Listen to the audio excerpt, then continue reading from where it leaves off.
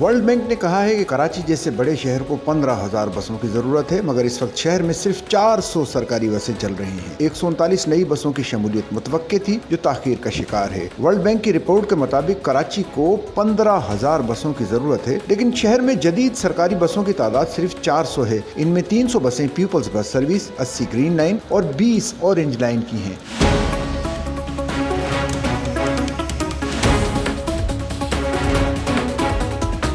کراچی کی آبادی 2 کروڑ سے تجاوز کر چکی ہے، لیکن نئی بسیں اس رفتار سے شامل نہیں ہو رہی جو شہر کی ضرورت کو پورا کر سکیں۔ رپورٹ کے مطابق 2017 تک کراچی میں بسوں کی تعداد 12,000 سے کم ہو کر 5,000 سے بھی نیچے آ چکی تھی، جبکہ موجودہ صورتحال بھی کچھ مختلف نہیں۔ پیپلز بس سروس انتظامیہ کے مطابق روزانہ تقریباً 1.25 لاکھ افراد ان بسوں میں سفر کرتے ہیں، جبکہ گرین لائن اور اورنج لائن پر تقریباً 80,000 مسافر روزانہ سفر کرتے ہیں۔ ٹرانسپورٹ حکام کے مطابق شہر میں 139 نئی بسیں شامل کی جانی تھیں، جن میں 5 ڈبل ڈیکر بسیں بھی شامل ہیں۔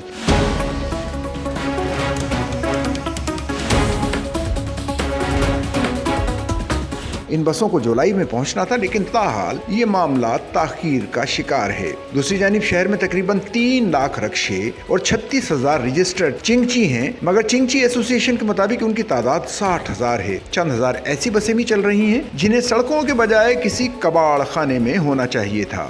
سچل نیوز نیٹ ورک کی ویڈیوز میں خوش آمدید۔ ناظرین، ویڈیو سے متعلق اپنی قیمتی رائے کا اظہار کمنٹ باکس میں ضرور کریں اور چینل کو سبسکرائب کریں۔